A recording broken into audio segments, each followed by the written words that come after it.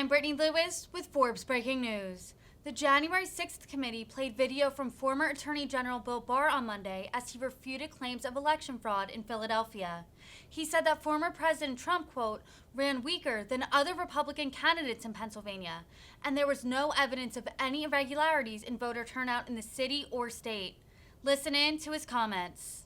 Trump's false allegations about election integrity in Philadelphia.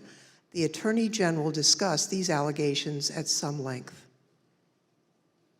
You know, the idea, the president has repeatedly suggested that there was some kind of outpouring of unexpected votes in inner city areas like Philadelphia as recently as January 13th when he walked off the NPR set.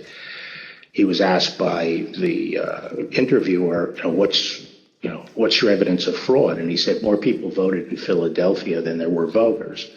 And that was absolute rubbish. The turnout in Philadelphia was in line with the state's turnout. And in fact, it was not as impressive as many suburban counties. And there was nothing strange about the Philadelphia turnout. It wasn't like there was all these unexpected votes that came out in Philadelphia. So, I think once you actually look at the votes and then there's an obvious explanation.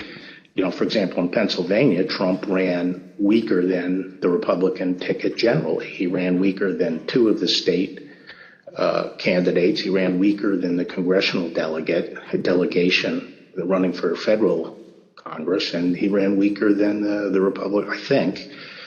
I haven't looked at this recently, but he generally was a weak element on the Republican ticket. So that does not suggest that the election was stolen by fraud. How about Pennsylvania and Bill McSwain? We were talking to the U.S. Attorney in Philadelphia about an alleged discrepancy between the number of absentee ballots issued and the number of ballots cast. Right.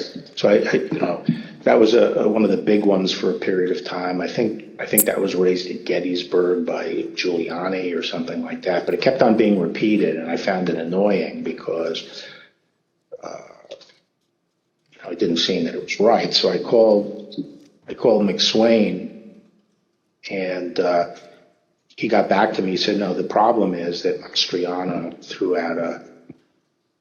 out this number, and what he did was he mixed apples and oranges. He took the number of applications for the Republican primary and he compared it to the number of absentee votes cast in the general election. But once you actually go and look and compare apples to apples, there's no discrepancy at all. And that's one of the I think at some point I covered that with the president. We have another witness